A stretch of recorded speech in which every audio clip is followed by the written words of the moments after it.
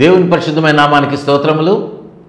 దేవుని యొక్క సన్నిధిలో దేవుని మాటలు వినటానికి, ఆశీర్వదించబడటానికి, జీవితాలను మార్చుకోవడానికి ఏకీభవించిన మీ అందరూ కూడా ప్రభునామమున మీ అందరికీ ప్రేమపూర్వకంగా వందనాలు తెలియజేస్తా ఉన్నాం. మీ అందరికీ శుభములు తెలియజేస్తా ఉన్నాం. బాగున్నారా మీరందరూ? దేవుని బిడ్డలారా, బాగా ప్రార్థన చేసుకుంటున్నారా? బైబిల్ చదువుతున్నారా? మీరు క్షేమంగా ఉండాలి, శరీర సంబంధంగా క్షేమంగా ఉండడానికి కావలసినటువంటి ఆరోగ్య సూత్రాలు పాటిస్తూ ఉంటారు, మంచి ఆహారం తీసుకుంటూ ఉంటారు. కానీ ఆత్మీయ జీవితంలో మీరు క్షేమాభివృద్ధిలో ఉండాలంటే దేవుని యొక్క వాక్యంలో మీరు క్రమంగా చదువుతూ ఉండాలి. ప్రార్థనలో మీ సమయాన్ని అధికంగా వెచ్చించాలి.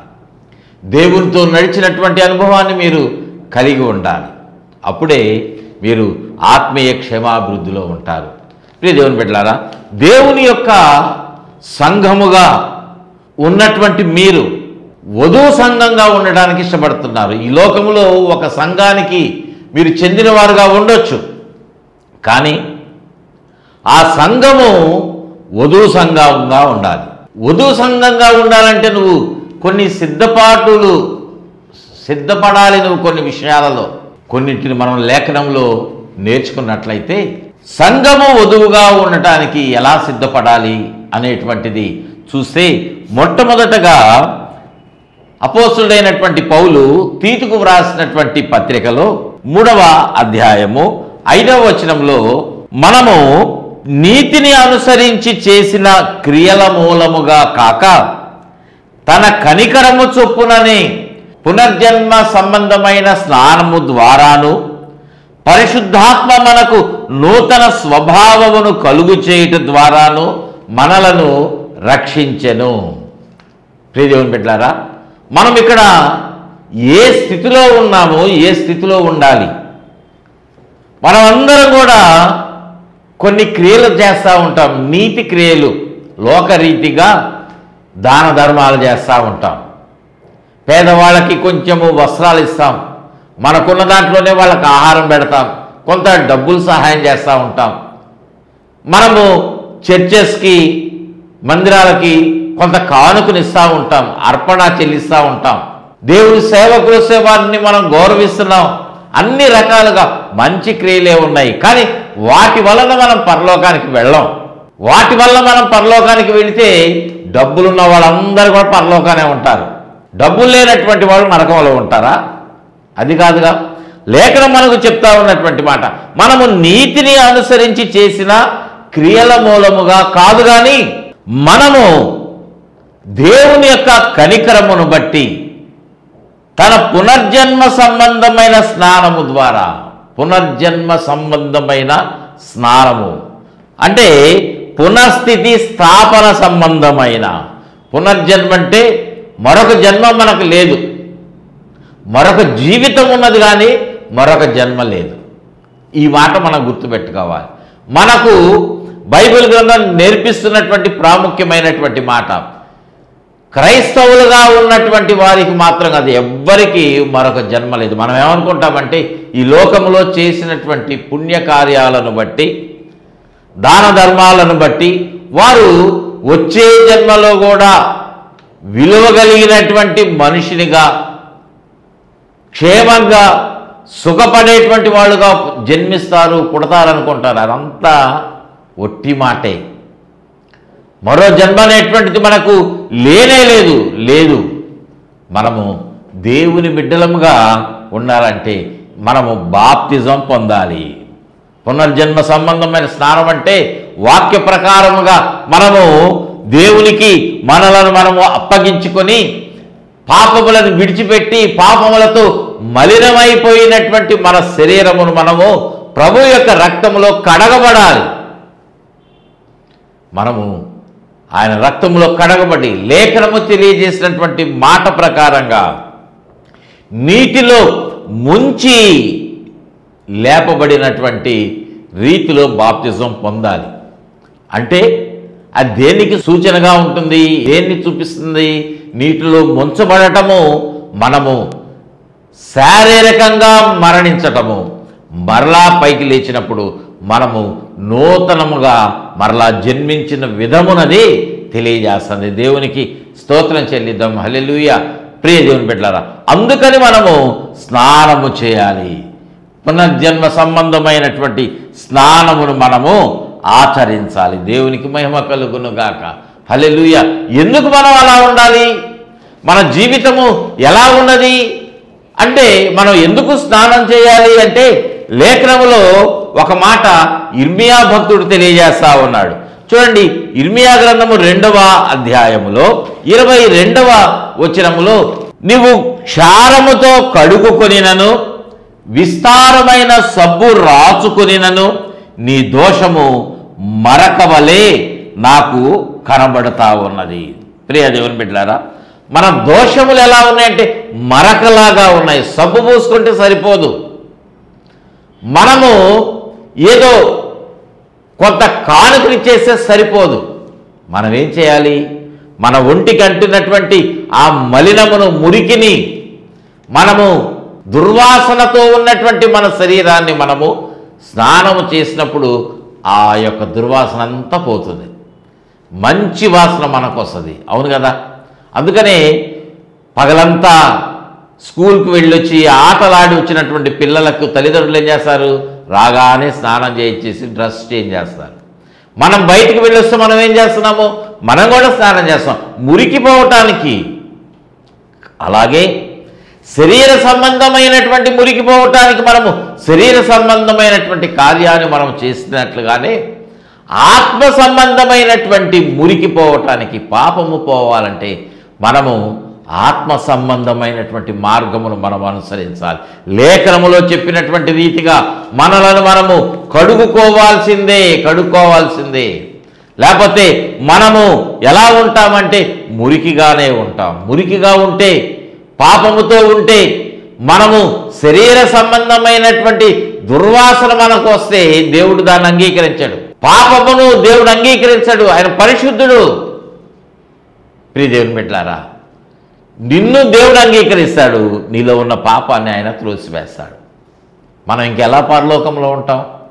అందుని బట్టి మనం ఎలా ఉండాలంటే, మనం ఎలా సిద్ధపడాలంటే స్నానము చేయాలి. బాప్తిస్మ అనేటువంటి స్నానమును మనము చేయాలి, ఆచరించాలి. దేవునికి మహిమ కలుగును గాక. హల్లెలూయా.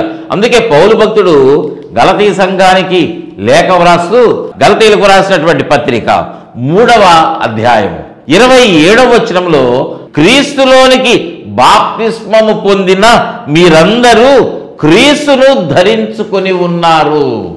దేవునికి మహిమ కలుగును గాక. హల్లెలూయా. హల్లెలూయా. మనమందరం కూడా క్రీస్తుని ధరించుకోవాలి అనేటువంటి ఆలోచన కలిగినటువంటి వాళ్ళమే. క్రిస్మస్ పండుగ చేసుకుంటున్నాం, ఈస్టర్ చేసుకుంటున్నాం, గుడ్ ఫ్రైడే రోజు ఉపవాసం ఉంటున్నాం, మంచి బట్టలు వేసుకొని మనము మందిరానికి వెళ్తున్నాం. అవును కదా? ఇవన్నీ శరీర సంబంధమైనటువంటివే. కానీ ఆత్మ సంబంధముగా ఉండాలంటే యేసయ్యను నువ్వు ధరించుకోవాలి. యేసయ్యను నువ్వు ధరించుకోవాల్సిందే. ఎలాగా అంటే లేఖనములో తెలియజేస్తున్నటువంటి మాట ఇక్కడ పౌలు ఈ సంఘానికి వ్రాస్తూ తెలియజేస్తున్నటువంటి మాట 3వ అధ్యాయం మనం చదివినటువంటి చోట క్రీస్తులోనికి బాప్తిజం పొందాలంట. ఒక మాట అడుగుతాను, మీరు బాప్తిజం పొందారా? ఒకవేళ బాప్తిస్మము పొందితే ఎలాంటి బాప్తిస్మము? చిలకరింపు బాప్తిస్మమా? ఆ బాప్తిస్మానికి విలువ ఉన్నదా? నీవు పాపాన్ని ఒప్పుకొని విడిచిపెట్టావా? ఆ సమయంలో అసలు ఈ పాపం అంటేనే తెలియదు. నువ్వు లోకరీతిగా పాపం ఏమి చేయలా, జన్మ పాపం మాత్రమే నువ్వు కలిగి ఉన్నావు. ఆ పాపాన్ని నువ్వు ఒప్పుకున్నావా, విడిచిపెట్టావా? అది జరగదు కదా ప్రియదేవుని బిడ్డలారా. కాబట్టి ఆ చిలకరింపు బాప్తిసం అనేటువంటిది కొట్టివేయబడతావు. కొంత వయసు వచ్చిన తర్వాత కన్ఫర్మేషన్ ఇస్తూ ఉంటారు. కన్ఫర్మేషన్ ఇస్తే నువ్వు దాని ప్రకారంగా నిలబడుతున్నావా? నువ్వు అసలు కన్ఫర్మేషన్ అంటే తెలియదు, బాప్తిజం అంటే తెలియదు. ఇంకా నువ్వు ఎలా దేవుని చేత అంగీకరించబడతావు? క్రీస్తుని నువ్వు ఎలా ధరించుకున్నటువంటి వారిగా మీరుంటారు? పౌలు అంటున్నటువంటి మాట, మీరు క్రీస్తులోనికి క్రీస్తులోనికి మీరు బాప్తిజం పొందినటువంటి వారుగా మీరున్నట్లయితే మీరందరూ క్రీస్తుని ధరించుకొని ఉంటారు. దేవునికి మహిమ కలుగునుగాక. హల్లెలూయా. క్రీస్తుని మొట్టమొదటగా స్నానమాచరించి బాప్తిజం పొంది నువ్వు ధరించుకోవాలి. రెండవదిగా మనము చేయాల్సినటువంటి పని ఏంటో తెలుసా? దేవుని బిడ్డలుగా ఉన్నటువంటి వారు, సంఘముగా ఉన్నటువంటి వారు, నువ్వు సంఘములో చేర్చబడితే, వధువుగా ఉంటే నీ సిద్ధపాటు ఎలా ఉండాలంటే, నువ్వు స్నానం చేశావు, బాప్తిజం పొందావు, ఇప్పుడు ఎలా ఉండాలి? వస్త్రములు ధరించుకోవాలి. మనం బయటికి వెళ్ళేటప్పుడు మంచి వస్త్రాలు వేసుకుంటాం కదా, మనం మంచి వస్త్రాలు వేసుకుంటాం. ఎలాంటి వస్త్రాలు మనము ధరించుకోవాలి, ఎలాంటి రీతిగా మన వస్త్రధారణ అనేటువంటిది మనము కలిగి ఉండాలి. చూడండి, లేఖనములో పరిశుద్ధాత్మ దేవుడు మనకు చాలా మాటలు తెలియజేస్తా ఉన్నాడు. యెషయా ప్రవక్త ఒక మాట అంటున్నాడు. యెషయా గ్రంథము 61వ అధ్యాయంలో 10వ వచనంలో, శృంగారమైన పాగా ధరించుకొనిన పెండ్లి కుమారుని రీతిగాను, ఆభరణములతో అలంకరించుకొనిన పెండ్లి కుమార్తె రీతిగాను ఆయన రక్షణ వస్త్రములను నాకు ధరింపచేసి ఉన్నాడు, నీతి అను పైబట్టను నాకు ధరింపజేసి ఉన్నాడు. దేవునికి మహిమ కలుగునుగాక. హల్లెలూయా. మనం ఎలా ఉంటున్నాం ఈ లోకంలో?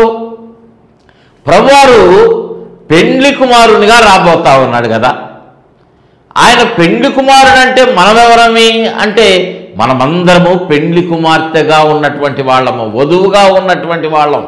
వధువు అంటే ఇక్కడ ఆడవాళ్ళు, సహోదరులను మాత్రమే కాదు, మగవారందరూ కూడా ఈ లోకములో ఉన్నటువంటి భక్తులు, దేవుని చేత ఏర్పరచబడినటువంటి వారు, దేవుని యొక్క వాక్యమునకు లోబడినటువంటి వారు, అంగీకరించిన వారు, వాక్యానుసారముగా నడిచిన వారు, సిద్ధపడిన వారు రక్షణ వస్త్రములు ధరించుకోవాల్సిందే. వారందరూ కూడా వధువుగా ఉండబోతా ఉన్నారు. దేవునికి మహిమ కలుగునుగాక. హల్లెలూయా. హల్లెలూయా. ఆభరణములతో అలంకరించుకొనిన పెండ్లి కుమార్తెగా ఉండాలంట. నువ్వు కొన్ని ఆభరణాలు ధరించుకోవాలి. ఈ లోకంలో నువ్వు జీవిస్తూ ఉంటే బంగారంతో నీ దగ్గర ఉన్నటువంటి డబ్బులను బట్టి బంగారం నువ్వు తయారు చేసుకొని చైన్ వేసుకోవచ్చు, బ్రాస్లెట్ వేయించుకోవచ్చు, చెవులకు రింగులు పెట్టుకోవచ్చు కదా. మనకున్నటువంటి ఆ యొక్క స్థితిని బట్టి, దేవుడు మనకిచ్చినటువంటి ఆ డబ్బును బట్టి మనము బంగారము, వజ్రాలు, ప్లాటినము, ఎన్నెన్నో రకాలు ఉన్నాయి కదా, వాటితో చేయించుకోవచ్చేమో. కానీ ఆత్మ సంబంధమైనటువంటి రీతిగా ఆభరణములను నువ్వు అలంకరించుకోవాలి. దేవునికి మహిమ కలుగునుగాక. హల్లెలూయా. మొట్టమొదటిగా నువ్వు పెండ్లి కుమార్తెగా సిద్ధపడాలి. పెండ్లి కుమార్తెగా చేరడానికి నువ్వు బాప్తిజం పొందాలి. వధువు సంఘంలో నువ్వు ఉండాలి. ఆ తర్వాత నీ అలంకరణ అంతా కూడా దేవునికి ఇష్టమైన రీతిగా నువ్వు దేవునికి అప్పగించుకొని, దేవుని మాటకు నువ్వు లోబడినటువంటి విధము, దేవునితో నువ్వు నడుస్తున్నటువంటి ప్రతి అడుగు ఆయన మార్గంలో ఉన్నావా, తొలగిపోతా ఉన్నావా? నీ కనుదృష్టి ఎక్కడున్నది? లోకంలో ఉన్నదా? పైన ఉన్నటువంటి వాటి మీదనే నువ్వు దృష్టిని కలిగినటువంటి వారుగా ఉన్నారా? నీ ఆలోచన, నీ తలంపు లోక సంబంధంగా ఉన్నవా? నీ ఆలోచనలు ఎలా ఉన్నాయి? దేనికి సంబంధించినవిగా ఉన్నాయి? ఎన్నో మాటలు ప్రియదేవుని బిడ్డలారా, ఎన్నో రీతిలుగా నిన్ను నువ్వు పరీక్షించుకొని నువ్వు సిద్ధపడాలి. ఆభరణములను నువ్వు ధరించుకున్నటువంటి, ఆభరణములతో అలంకరించుకున్నటువంటి పెండ్లి కుమార్తెలాగా ఉండాలి. ఆయన రక్షణ వస్త్రములు నీకు ధరింపచేస్తున్నాడు. నువ్వు ధరించుకున్నావా? నువ్వు విలువైనటువంటి ఈ లోక సంబంధమైనటువంటి సూట్లని, షార్వాణీలని, రకరకాలుగా పట్టు వస్త్రాలు, రకరకాలుగా విలువైనటువంటివి మనము రెగ్యులర్గా వాడేటువంటివి వందల్లోనో వేలల్లోనో ఉంటే, ఆ తర్వాత పెండ్లికి మనం ఈ లోకరీతిగా చాలా ఖరీదైనవి కొనుక్కుంటాం. అవును కదా. పెండ్లి కుమార్తెకు వేలల్లో ఉపయోగిస్తూ ఉంటారు. పెండ్లి ఖర్చు విచ్చలవిడిగా ఖర్చు పెడతా ఉన్నారు. అప్పైనా సరే మా స్టేటస్ బాగుండాలి అని వారందరూ నేటి దినాల్లో అలా ఖర్చు పెడుతున్నారు. ప్రియదేవుని బిడ్డలారా, నువ్వెలా ఉన్నావు? ఆభరణములతో అలంకరింపబడినటువంటి పెళ్లి కుమార్తెలాగా, ఆయన ఇచ్చినటువంటి ఆ రక్షణ వస్త్రమును కలిగినటువంటి దానిలాగా, కలిగిన వానిగా, వాటితో నీవు అలంకరింపబడినటువంటి వానిగా, ధరించుకున్న వానిగా నువ్వు ఉండాలి. అటువంటి వస్త్రములు నువ్వు ధరించుకోవాల్సిందే. నీతి అను పైబట్టను నాకు ధరింపజేసి ఉన్నాడు. ప్రభువారే ఇస్తున్నారు. నీకు నీతి లేదు, నీతిమంతుడు ఈ లోకంలో ఒక్కడు కూడా లేకున్నటువంటి దినాల్లో, పరిస్థితుల్లో మనం ఉంటే, నీతిమంతుడుగా ఉన్నటువంటి యేసయ్య రక్తములో కడగబడిన మీదట, ఆయన మార్గములో ఆయన చెప్పినట్లుగా మనం నడిస్తే, ఆయన మార్గంలో మనం నిలిచిన మీదట మనము నీతి అను పైబట్టను మనకు ధరింపజేస్తాడు. దేవునికి మహిమ కలుగును గాక. హల్లెలూయా, హల్లెలూయా. ప్రియ దేవుని బిడ్డలారా, మనము అటువంటి రీతిగా అలంకరించుకోవాలి. యోబు గ్రంథము 29వ అధ్యాయంలో 14వ వచనములో, నేను నీతిని వస్త్రముగా ధరించుకొని ఉంటిని కనుక అది నన్ను ధరించెను. దేవునికి మహిమ కలుగును గాక. హల్లెలూయా. నీతిని వస్త్రముగా ధరించుకున్నాడు. ప్రియ దేవుని బిడ్డలారా, మన వస్త్రములు ఎలా ఉన్నాయి? మనము లోకరీతిగా అందంగా గొప్పతనంగా ఉండటానికి ఖరీదైనటువంటి వస్త్రాలను, విలువైనటువంటి వాటిని ఎన్నింటినో ధరించుకుంటున్నాము, కానీ మనము నీతిని వస్త్రంగా ధరించుకొనవలసినటువంటి వారముగా ఉన్నాం. ధరించుకుంటున్నారా? ఇంకా పేతురు భక్తుడు ఒక మాట చెప్తా ఉన్నాడు. ఏమంటా ఉన్నాడు? తను రాసినటువంటి పత్రికలో, పేతురు రాసినటువంటి మొదటి పత్రిక 5వ అధ్యాయము 5వ వచనములో, దీన మనస్సు అను వస్త్రమును ధరించుకొని మిమ్మును అలంకరించుకొనండి. దీన మనస్సు అనేటువంటి వస్త్రాన్ని మనం ధరించుకొని మనల్ని మనము అలంకరించుకోవాలి. ఇది దేవునికి ఇష్టమైనటువంటి వస్త్రము, దేవునికి చిత్తమైనటువంటి, దేవుని చిత్తమైనటువంటి, దేవుడు కోరుకునేటువంటి వస్త్రం ఏంటంటే దీన మనస్సును మనం కలిగి ఉండాలి. ఇదే మనం కలిగి ఉంటలా. మన మనసు గర్వపడేదిగా ఉంటుంది. చదువు లేనప్పుడేమో దేవుని దగ్గరికి వస్తున్నాం, చదువుకున్న తర్వాత దేవుని మర్చిపోతున్నాం. చదువుకోకముందు వాడు చక్కగా కాకరకాయ అన్నాడంట, చదువుకున్న తర్వాత కీకరకాయ అంటున్నాడంట స్టైల్గా. మనం అలా ఉండకూడదు. దేవుడు మనకి ఈ లోక సంబంధంగా మనల్ని ఆశీర్వదించాడు. ఒకానొక సమయమున తెలివి లేనటువంటి వారుగా మీ బిడ్డలు ఉండొచ్చు, నువ్వు ఉండొచ్చు. కానీ దేవుని సన్నిధిలో మీ తల్లిదండ్రులు నువ్వు ప్రార్థన చేసినప్పుడు దేవుడు నీకు జ్ఞానమునిచ్చి, నీ తెలివిని ఆయన ఆశీర్వదించి, అధికమైన తెలివి నీకు అనుగ్రహించి, జ్ఞాపక శక్తిని అనుగ్రహించి, జ్ఞానముతో నింపితే నువ్వు చక్కటి మార్కులు తెచ్చుకున్నావు, తద్వారా మంచి ఉద్యోగం సంపాదించుకున్నావు, ఒక ఉన్నతమైన స్థితిని నువ్వు కలిగినటువంటి వానిగా ఉండొచ్చు. అంత మాత్రమే కాదు, నీ వ్యాపారము నష్టాలతో ఉంటే దేవుడు నిన్ను ఆశీర్వదించినప్పుడు నువ్వు గొప్ప వ్యాపారవేత్తగా నువ్వు పేరు పొందినటువంటి వానిగా, లాభములు పొందుకుంటున్నటువంటి వ్యాపారంలో నువ్వు ఉండొచ్చు. కానీ ఆ తర్వాత నీ పరిస్థితి ఎలా ఉంది? కొంతమంది అంటారు చూసారా, కళ్ళు నెత్తికెక్కినాయండి వాడికి మనం కనబడట్లా, పైనే చూస్తున్నాడు. అంటే దీన మనసు ఉంటే వాడు మనలను లెక్కించాడనేటువంటి అర్థం కదా. వాడికి అసలు మేము కనబట్టలేదండి. ఒకప్పుడు మా ప్రక్కనే తిరిగాడు, మాతో టిఫిన్కి వచ్చాడు, టీ తాగాడు, మా ఇంటికి వచ్చాడు. కానీ ఇప్పుడు దేవుడు ఆస్వాదించిన తర్వాత వాడికి అసలు మేము లెక్కలేదండి. నేటి దినాల్లో ఇట్లాంటి వాళ్ళు చాలామంది ఉన్నారు. ప్రియ దేవుని బిడ్డలారా, మనము దీన మనసు అనేటువంటి వస్త్రాన్ని మనము ధరించుకోవాలి. దీన మనసు అనేటువంటి వస్త్రమును మనం ధరించుకోవాలి. మొట్టమొదటి స్నానం ఆచరించాలి, రెండవది వస్త్రములు ధరించుకోవాలి. మూడవదిగా మనం చూసినప్పుడు సామెతల గ్రంథములో 1వ అధ్యాయములో 8-9 వచనాల్లో, నా కుమారుడా నీ తండ్రి ఉపదేశమును ఆలకింపుము, నీ తల్లి చెప్పు బోధను త్రోసివేయద్దు అని 8వ వచనంలో, అని 9వ వచనంలో ఏమంటాడంటే, ఆ తండ్రి మాట్లాడినటువంటి ఆ మాట, ఆ ఉపదేశము, నీ తల్లి చెప్పినటువంటి ఆ బోధ ఎలా ఉన్నాయంటే 9వ వచనంలో అంటున్నాడు, అవి నీ తలకు సొగసైన మాలికయు. చూసారా, మనము తల మీద ధరించుకునేటువంటివిగా, సొగసును మనకు అందాన్నిచ్చేటువంటి సొగసైన మాలికయు నీ కంఠమునకు హారములై ఉండును. దేవునికి మహిమ కలుగును గాక. హల్లెలూయా. మనము విలువైనటువంటి ముత్యాలతో ఉన్నటువంటివి, బంగారముతో ఉన్నటువంటివి, పగడాలతో ఉన్నటువంటివి, వజ్రాలతో ఉన్నటువంటివి నీ కంఠమునకు నువ్వు ఒక చైన్గా వేసుకోవచ్చు. నీ స్థితిని బట్టి, నీ స్థాయిని బట్టి వాటి మందము, వాటి విలువ, వాటి బరువు ఎంతైనా ఉండొచ్చు. కానీ నీ తల్లి చెప్పేటువంటి బోధన నువ్వు నెట్టివేస్తే, నీ తండ్రి నీతో మాట్లాడేటువంటి ఆ దేవుని సంబంధమైనటువంటి మాటలు, ఉపదేశము నువ్వు వాటిని అనుసరించక త్రోసివేస్తే, నువ్వు ఎంత విలువైనటువంటి ఆభరణములు నీ కంఠమునకు, నీ మెడకు నువ్వు ధరించుకున్నా అది వ్యర్థమే.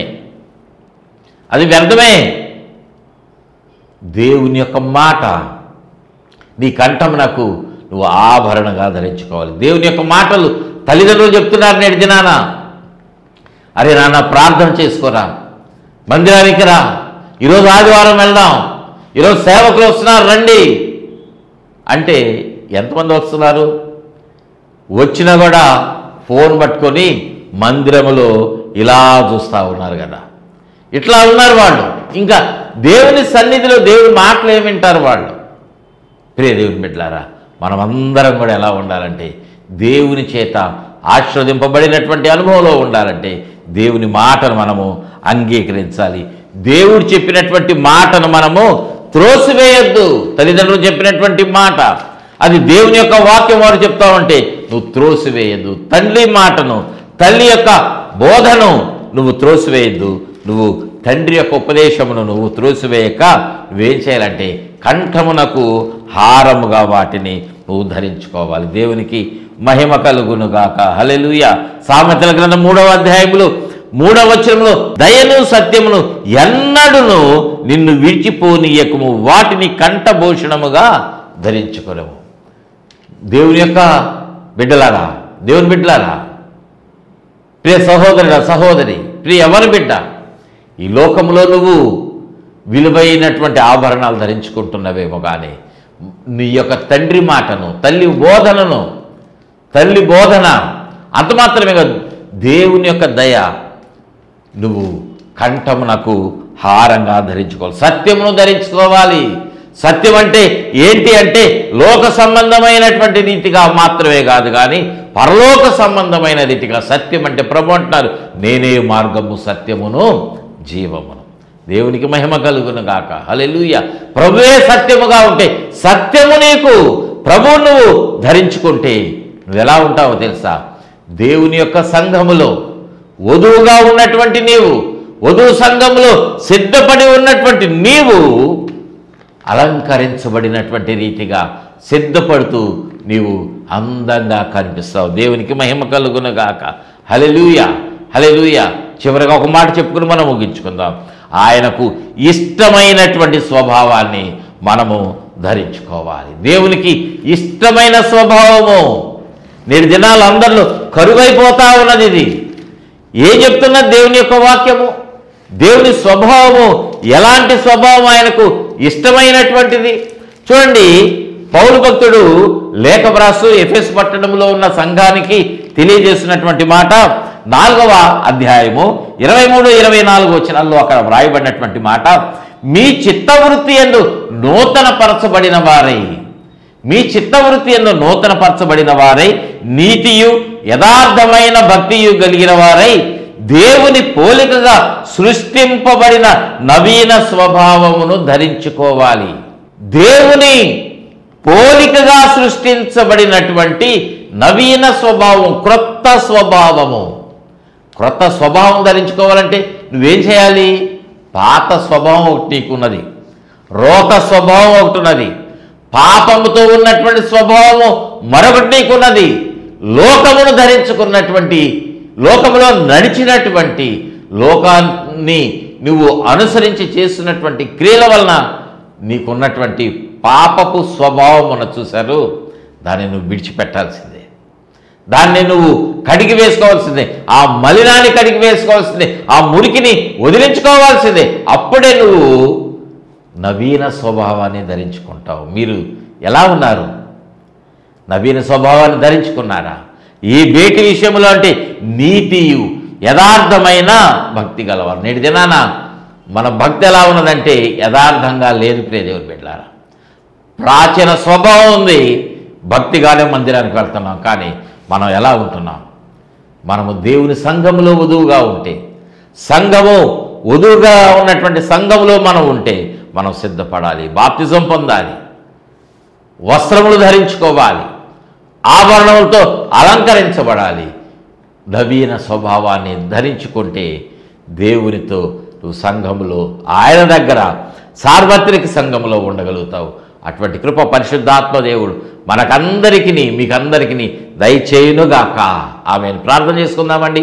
మీ అందరి కోసం వచ్చిన మాట ప్రార్థన చేస్తాను, ఏకీభవించండి. ప్రేమ కలిగిన తండ్రి, పరిశుద్ధుడా మీకు వందనాలు. మమ్మల్ని ఎంతగానో ప్రేమించినటువంటి దేవుడవు, ఈ లోకంలో మేము జీవిస్తూ ఉంటే పాపముతో ఉన్న మమ్మలను విడిచిపెట్టకుండా మీ ప్రేమను చూపించి నాయన మమ్మలను సంఘముగా మీరు ఏర్పాటు చేశారు. బాప్తిజం పొంది మీలోనికి మేము చేర్చబడిన మీదట మేము ఎలా సిద్ధపడాలో మాకు నేర్పించారు. సంఘములో వధువు సంఘముగా ఉన్నటువంటి మేము సిద్ధపాటు ఎలా ఉండాలంటే స్నానము చేయాలి ఆయన, బాప్తిజం పొందాలి మా తండ్రి. మాలో ఎవరైనా బాప్తిజం పొందబోతే ఆ కృపను మాకు దయచేయండి. మాకు ఈ లోక సంబంధమైన పాపమును మేము విడిచిపెట్టడానికి సహాయం చేయండి. వస్త్రములను ప్రభువా మీరిచ్చేటువంటి మా తండ్రి నాయన రక్షణ వస్త్రమును, అమూల్యమైన వస్త్రములను మేము ధరించుకోవటానికి ప్రభువా నాయన ఆ మీదట మేము వధువుగా అలంకరించబడటానికి అనేక రకముల ఆభరణములు ఉన్నాయి నాయన. ప్రభువా నాయన మీ లేఖములో తెలియజేయబడినటువంటి రీతిగా ఆభరణములను ధరించుకొని నవీన స్వభావముతో మీలో నిలిచి నడిచి నాయన మీకు ఇష్టమైనటువంటి బిడ్డలముగా వధువుగా మేము ఉండేటువంటి ఆ కృపను మాకు దయచేయమని నాయన యొక్క కార్యక్రమాన్ని చూస్తున్నటువంటి బిడ్డలు, స్పాన్సర్ చేసిన బిడ్డలు ప్రభువా నాయన నేటి దినాన్ని పుట్టినరోజు జరుపుకుంటున్నటువంటి బిడ్డలు మీరు దీవించి ఆశీర్వదించి అన్ని విధాలుగా మీరు అక్కడకు సిద్ధపరచమని, ఎవరైతే అనారోగ్యంతో ఉన్నారో, ఎవరైతే వ్యాధి బాధలతో ఉన్నారో, ఎవరైతే అప్పుల బాధతో ఉన్నారో, ఎవరైతే దేని కొరకైతే ఎదురు చూస్తూ కన్నీరు విడుస్తున్నారో ప్రతి ఒక్క కన్నీటిని మీరు తుడిచి నాయన వారి అంగలార్పు నాట్యముగా మార్చి అన్ని విషయాల్లో దీవించి వర్ధిల్ల చేయమని మహిమగంతా ప్రభావాలు మీకే ఆరోపిస్తూ యేసయ్య శ్రేష్టమైన నామమును అడిగి వేడుకుంటున్నాము తండ్రి. ఆమేన్, ఆమేన్, ఆమేన్. తండ్రి కుమార పరిశుద్ధాత్మ త్రియేక దేవుని దీవెన కాపుదల భద్రత తోడుగా ఉండి నడిపించి బలపరిచి చేరవచ్చిన ప్రతి ఒక్కరికి నాయన పుట్టినరోజు జరుపుకుంటున్నటువంటి యవనస్తురాలకు తోడుగా ఉండి నడిపించి వర్ధిల్ల చేయునుగాక. Amen, amen, amen. God bless you all.